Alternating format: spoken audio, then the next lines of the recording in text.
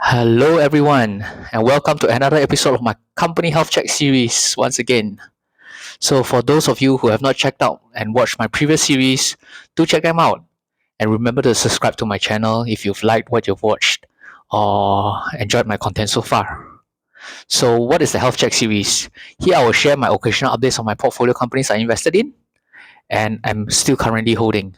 I will analyze them using the bottom up approach, usually by looking at the quarterly reports, all the way to the full year reports and beyond that. So I believe that by journaling my research in video format, I hope I can make myself more informed of my past decisions, whether it's right or wrong, and also share my insights with everyone here. Hopefully, all of us can benefit in some way, especially to active value investors like myself. Okay, I usually create myself a framework to screen good businesses to target by looking at the SWOT analysis. So I look at the SWOT analysis framework, which some of you might know. It's actually called the strengths, weaknesses, opportunities, and threat analysis. I will counter each individual pillar and derive the why. The fundamental why question will set me up for investing in the long haul to maximize my investment returns. So StoneCo has just announced its recent quarter two 2023 earnings. And StoneCo is one company that I would consider a value play company. I would later explain further why the company to me is considered an undervalued business. So, who is StoneCo? So, StoneCo's main business is in Brazil. Okay, to understand StoneCo's operations, we must first understand the risks and opportunities of investing in a country like Brazil. And StoneCo is actually in the business of financial technology, as we will see in more detail later. StoneCo's business is quite similar to that of PayPal and Stripe in the US. Part of their business in financial services act as a payment gateway to facilitate financial transactions between merchants and consumers in Brazil. StoneCo also provides payment solutions to merchants and help merchants improve their digital payments and point of sale offerings. They also facilitate digital banking services tailored to MBSBs or micro, small, and medium sized businesses. In Brazil, they call it MBSBs, but here we call it SMEs. They are also looking at selling of loan products, which will be StoneCo's new area of business that they begin rolling out early 2023.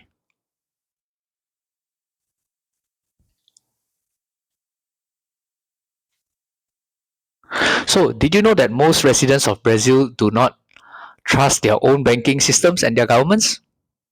70% of Brazilians surveyed do not trust their government and its associated institutions due to chronic corruption in Brazil.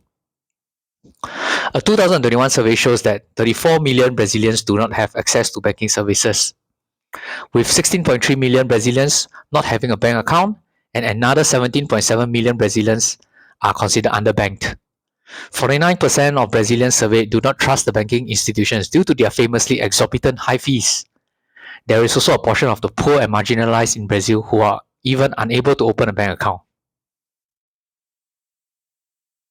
So the perception of high fees is believed to enrich bankers and in turn politicians. So this divide have created further distrust among the people and the banks. However, a new age of digital banking has since arrived into the country of Brazil as early as 2010. The digital wave started to grow and more Brazilians are seen to adopt digital banking, probably due to its lower fees as compared to the traditional banks. Because of the large untapped opportunities for banking in the Brazilian market, many digital banking and fintech players have since entered Brazil.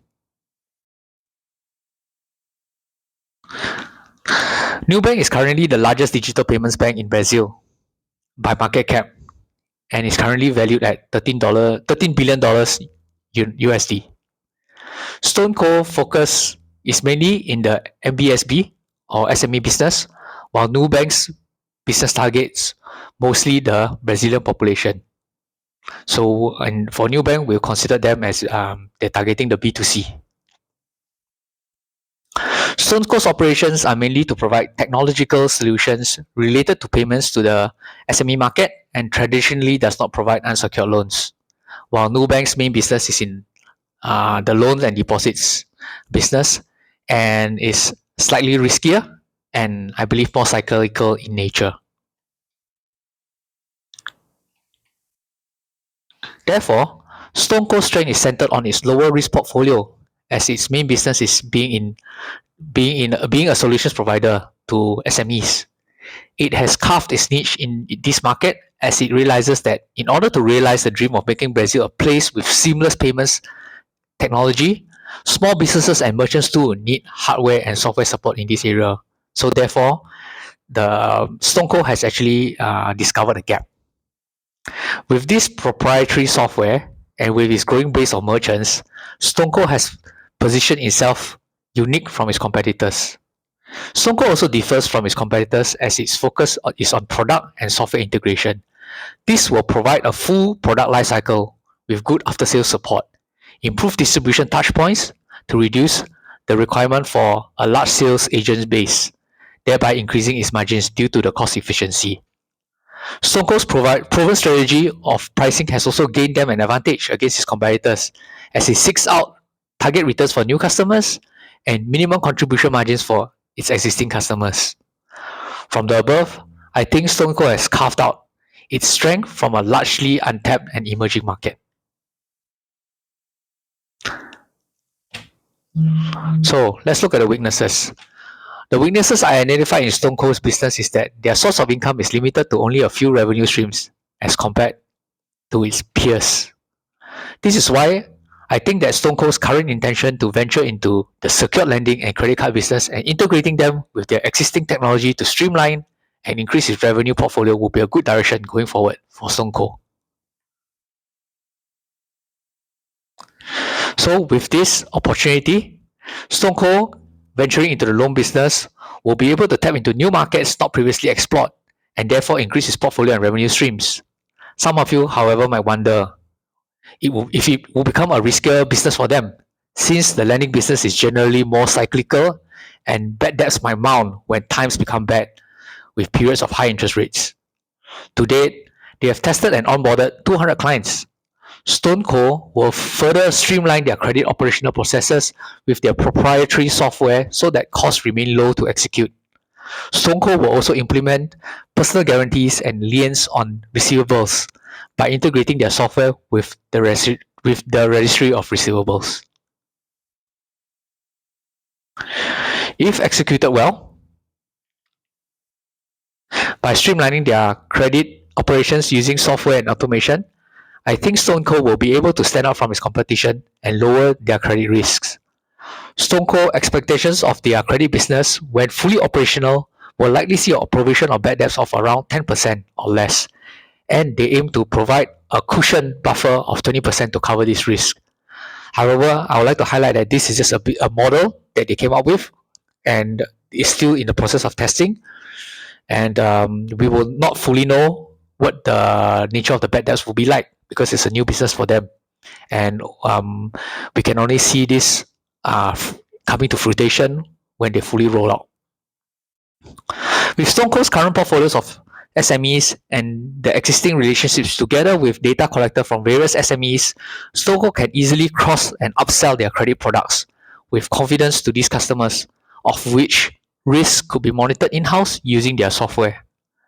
What StoneCo and other digital payments and digital banking peers are doing can definitely improve the lives of many Brazilian families, businesses, in turn creating confidence in the trade economy of Brazil. I see these changes as a huge opportunity for companies like StoneCo. StoneCo believes that there is still huge opportunity untapped in Brazil with regards to its distribution touchpoints, as Brazil is large and the reach out has not yet been fully tapped upon. To do so in a scalable way, but by not employing too many sales agents, as mentioned in my earlier discussion, StoneCo's strategy is to use integration by technology to tie in all their products and use the data to optimize areas which have bigger opportunities to focus on their resources better. So what are the threats? The threats will be the digital payments industry in Brazil is highly fragmented and competitive. The high competition might trigger price wars, where prices can be extremely sensitive, especially in Brazil, where most consumers are poor. The historical cost of borrowing and lending in Brazil is also very high and volatile, usually in their double digits. And this could eat up all the margins and could drive out many weaker players eventually. Changes in regulations within the government in Brazil is also unpredictable and can lead to many unforeseen uncertainties in pricing. StoneCo, however, has niche by focusing its primary business on payment solution software, which is still growing to date. And as an established provider, it could be harder for a competitor to enter into their same field, as trust and relationship is also an important factor to be able to do business in Brazil. Okay, let's now take a look at its segmented sales for Q2 2023. StoneCo breaks it down into two areas. Firstly, financial services consists of payments, solutions, digital banking, credit services, and insurance. And the software services segment include ERP solutions, QR code payment gateways, CRMs, e-commerce management, and engagement tools, and as well as ad solutions. We can see that the financial services segment plays a big role in terms of revenue share for StoneCo, and an area which provides the largest growth with a 25% year-on-year growth for the 6 months ended. We should see financial services grow further once credit products have been fully rolled out. Software, however, grew at a slightly slower pace as compared to the financial services segment at just 8.6% for the 6 months ended. We now look at the operating income segment. The growth in operating income for the financial service segment seems astounding at 62% year-on-year for the 6 months ended. This is due to the lower capex and ad expenses incurred in the current quarters and management focus to reduce inefficiencies because they want to focus on cost cutting. However, we note that operating margins of this segment remain small at just 4%. The growth in operating income for software business is 39% due to also lower capital expenditures in the last quarters. There was also a reduction in this area because the team has downsized and StoneCo managed to successfully integrate some of its solutions, tying them together with its financial solutions products. So therefore, the software segment in this quarter had made a one-off compensation expense. These measures also resulted in a huge operating margin of 76% for the software business. Going forward, we believe that this segment will likely continue to generate stronger margins and greater revenue share due to the cross-selling strategy. We take a look now at the growth in the SME payments or MBSB payments here. We can see that SME payments grew significantly year-on-year, even grew quarter-on-quarter. This signifies a robust portfolio for StoneCo and StoneCo's potential to continue to capture untapped market share in their industry. However, the net adds to payments quarter-on-quarter seem to have declined slightly. This is largely due to the completion of targeted marketing ads during this quarter. TPV growth or total payment volume growth seem to have been slower if compared quarter-on-quarter, but it's still better than the industry by 3.7 times. The slight take rate improvement on the right, okay, the extreme right, take rate, just by the way, if you guys do not understand, is the spread of the interest cost to StoneCo versus the interest charged to customers. This is a measure of profitability from interest income. So from 2.39% last quarter to 2.48% this quarter, and this improvement is largely due to the stronger growth on the micro lending customer areas that generally generates higher margins. And also the recent talks about changes in news about the debit and credit card regulations in Brazil, and also contributions of increased income from banking solutions in both the floating and fixed portfolios. And this is why it led to the higher take rate this quarter.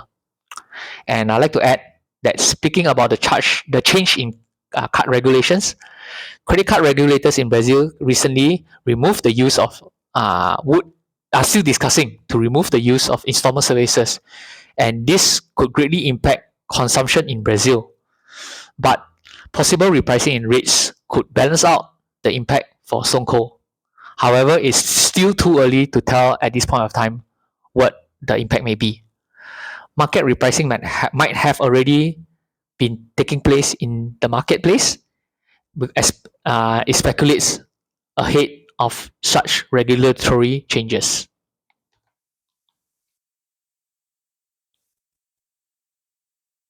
Okay, for the banking segment, we note strong growth in the banking solution segment with a 3.2 times increase in banking customers year on year. We can also see a sharp increase in deposits year on year. This is an indication that the digital banking sector in Brazil is still largely untapped and have much room to grow. However, the average revenue per active customer or RPAC has declined. This is because StoneCo have largely targeted micro businesses in the recent quarters. And with micro businesses, their spending tend to be smaller as compared to medium businesses, thereby resulting in the lower RPAC. As discussed in my earlier sections, management have mapped out a strategy by integrating and tying in product bundles with their software to increase the RPAC by potentially cross-selling to its different customer base. Okay, we look at the loan product business. The loans product business is likely to fully roll out by year end of this year, as management would like to take a highly conservative and disciplined approach by monitoring and iterating its product as required based on the data gathered from time to time. Therefore, management is not focusing on aggressive selling of their loans just to capture the market share. I think this is a good approach. As a value investor myself, I prefer quality to quantity to survive an unforeseen downturn, especially in a risky country like Brazil. So, if you look at the software revenues segment, software revenues grew at a slower pace with a 9.2% growth year on year. And we also note a V-shaped recovery if you look at the right hand bar chart. It's a V-shaped recovery on its operating EBITDA margins, which is largely due to better operational cost controls, realization of returns on capital expenditures in R&D from previous quarters, and thereby reducing the need for larger capex outlay this quarter. This led to a lower level of costs on services.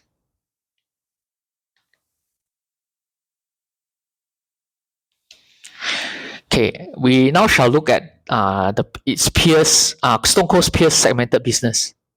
In this case, the largest competitor to StoneCo would be Nubank.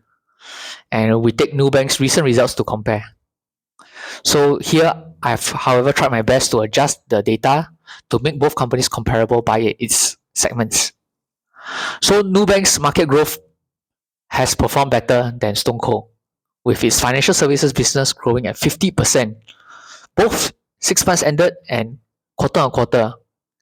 This is leaps and bounds better than StoneCo's growth. Excuse me. And fees and commission also grew significantly at 23% for the 6 months ended and 17% quarter on quarter. Share of revenue for each segment at Nubank also seemed to be more evenly spread out as compared to StoneCo's. With super growth for Nubank also comes with risks. We might ask, how Nubank actually fuels its growth, right? I noted that Nubank takes on multiple layers of debt to fuel this growth. Its multi-layer debt in the forms of several exotic derivatives, bonds, and bank borrowings make it hard to value in a liquidity crisis. So while StoneCo's liabilities is much easier to navigate with only 3 categories of debt, Nubank's is also cash flow negative year on year and even quarter on quarter despite its strong growth. The negative cash flows required Nubank to take on more loans to fuel growth and to pay off existing debt. Also, the higher proportion of outstanding shares in the market because of its growth strategy also makes earnings per share very low at Nubank, and thus reflects a high PE ratio of 94 times trailing its 2023 earnings. Current price to trailing 2023 revenue is at 9.9 times. While the trailing PE versus its 52-week low prices is currently sitting at 45 times. Okay, do remember these figures as I will later compare this to Stone Cold's valuation multiples, and you can look at and you can see the huge difference. So I would like to say that clearly we can see the market has overvalued Nubank's growth expectations. Such will go well when the economy is good, okay? But it will collapse quicker than a deck of cards when the economy turns very bad. Okay, let's take a look at the management outlook for Stone Cold. Management expects to further focus on integration of software, front end, and back ends to its various product offering so as to capture more cost efficiencies as management begins to take on larger customer volumes. And if this strategy works out well, both factors will greatly increase both top and bottom lines going forward. Management will focus on integration, cost discipline, key drivers in the short term. But it looks toward becoming a unified solutions provider for clients as its long-term vision by creating an end-to-end full customer lifecycle system that allows for stronger referrals and repeat loyalty to its products. So this will eventually give it an edge because it will tie down and create a huge enough ecosystem base, similar to Apple. Management focus is also to capture larger customers within the MBSP or SME stream to increase its revenues per customer. If all plans were to fall in place without much changes to the current business environment, management expects to meet its expected set targets for the next quarter. However, if integrations were to happen faster than expected, then management expects to capture the high-end estimates of this outlook spectrum.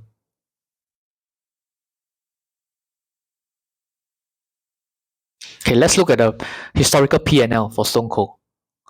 I've tracked Stone Cold's revenue from 2018, the year which is held its IPO, up until today, 2023.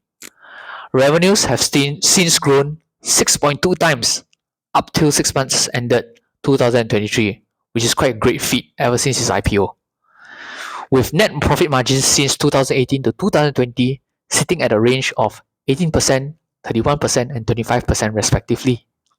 But, however, in 2001 and 2022, they've been struck with losses, mainly due to the low income, due to lesser spending from the COVID pandemic crisis. And during these 2 years, there was also a large impairment loss from its acquisition of Banco. However, the Banco stake has since been sold off this year, thus freeing up its resources and allowing Stone Cold to refocus on its strategy. Therefore, we now see improvements in the net profit margins for the 6 months ended 2023, with net profit margins sitting at positive 9.4%. Let's take a look at Stone Cold's expenses breakdowns. We see improvement in the cost of services this quarter, largely due to lower capex spent for R&D. There is a slight increase in admin expenses due to a one-off severance cost from the reduction of its software team. Increase in financial expenses is mainly due to higher cash balances for conservative measures, growth in prepaid volumes, and increase in duration for their receivables sold this quarter. Overall, we note that cost efficiency strategy have taken effect well enough, and we did see an overall reduction in total expenses, both in the 6 months ended and current quarters as compared to last year.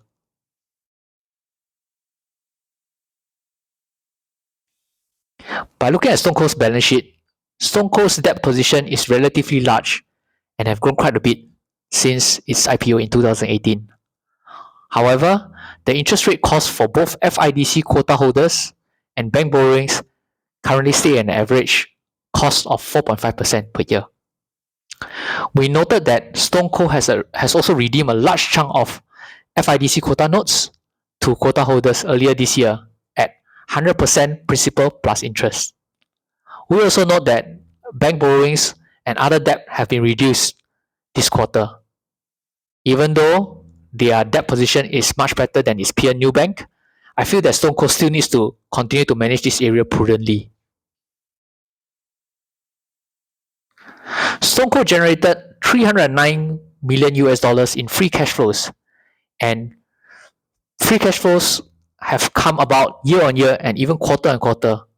So with continued free cash flows uh, during these recent years, during these recent quarters, I would say, uh, this allowed them to continue to redeem payments to quota holders and even pay off borrowings plus interest. So if you look at the current quarter's price to free cash flow multiple, Stone Cold is currently standing at 8.8 times. Okay, for valuation, Stone Cold's current trailing PE is at 24 times multiples. Its median PE is currently at 65 times, while in my earlier discussion about Stone Cold's peer, Nubank, its trading PE ratio stands at 95 times. You can now currently see the difference, the huge difference. So if I look at my PE forward valuation metric, Stone Cold share price to me today should be around $11 to $12 range. Price to sales for its trailing 6 months ended at just about 4 times current revenues versus its peer, Nubank, at 10 times. Because Stone Cold's share price has fallen off its IPO and historical highs, I think that Stone Cold is currently already at its bottoms. Should their fundamentals stay the same and from here further grow its market share.